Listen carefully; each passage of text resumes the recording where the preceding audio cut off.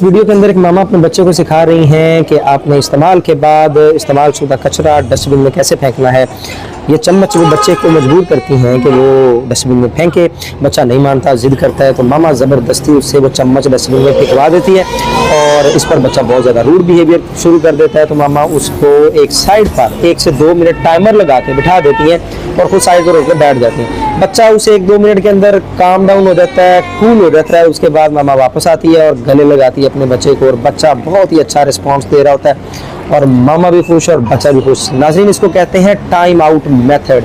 जी हाँ, गोरे आज इसी मेथड को यूज़ करके अपने बच्चों को ट्रेन कर रहे हैं कि वो माँ बाप का कहना किस तरह माने और अच्छा बिहेवियर किस तरह करें। आपको ये वीडियो अच्छी लगी हो तो इसको अपने हर उस दोस्त तक पहुँचाएँ जिसके छोटे छोटे बच्चे हैं। मैंने ये तरीका अपना के देखा है, टाइम आउट मेथड बहुत ही ज़्यादा अच्छा काम करता है। आप भी ज़रूर आजमाइएगा, फॉलो ज़रूर कर लें हमें।